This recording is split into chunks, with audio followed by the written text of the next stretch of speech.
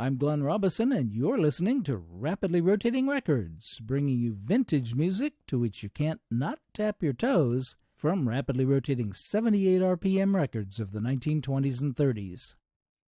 Back on August 23rd, I played Sweet Elaine, composed by Harry Armstrong, and said I would try to put together a segment for him.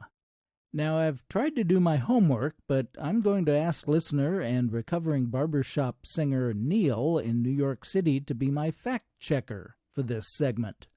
Henry Worthington Armstrong, better known as Harry, was born July 22, 1879 in Somerville, Massachusetts, to Henry W. Armstrong, who had emigrated from Ireland, and the former Elizabeth Stewart, better known as Lizzie, of Boston.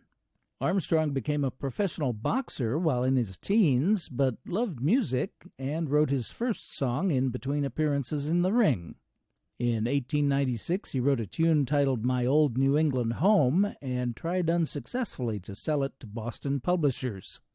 Giving up boxing, he moved to New York, took a job playing piano at Coney Island, then landed a position with M. Whitmark and Sons.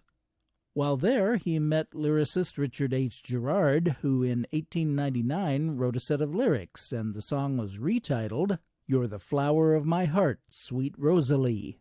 The pair took it to multiple Tin Pan Alley publishers, who all turned it down, until finally Howley, Haviland, and Dresser took it, but without an advance. Howley didn't do anything with the song, so Armstrong asked them to return the manuscript, which they were only too happy to do. After 2 years, Whitmark agreed to publish the song if Armstrong and Gerard would give it a new title. They were inspired by a poster advertising the farewell tour of opera singer Adeline Patti to change the title to You're the Flower of My Heart, Sweet Adeline, a perfect rhyme for the line, At night, dear heart, for you I pine.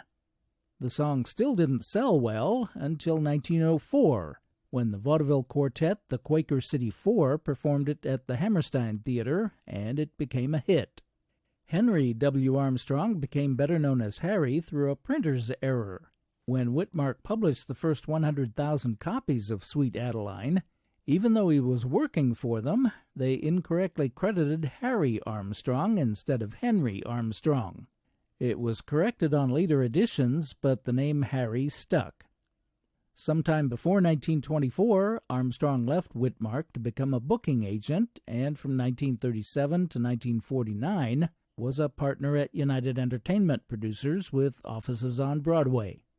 He became a member of ASCAP in 1929, and in 1946 was one of the founders of the SPEBQSA, the Society for the Preservation and Encouragement of Barbershop Quartet Singing in America.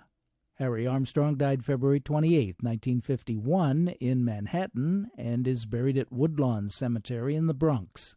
He wrote more than 100 songs, including What's the Use of Living If You Can't Love All the Time, The Frisco Rag, When You Have Time and Money, and Sweet Adeline, sweet Adeline, my Adeline, my Adeline. Each night, dear heart, each night, dear heart, for you I pine.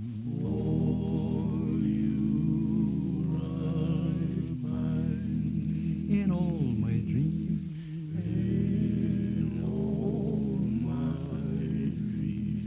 your fair face beams, your fair face beams. You are the flower of my heart.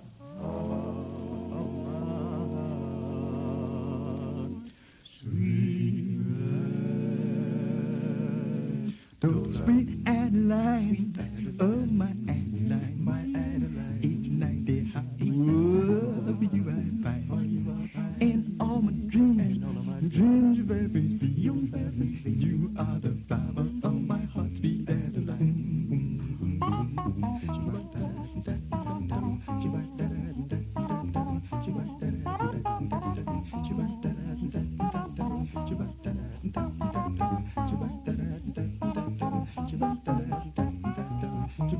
Oh, Adeline, oh, my Adeline, each night they oh, you are fine. In all dream, your baby's be your baby, you are the flower. Oh, my heart, sweet Lola.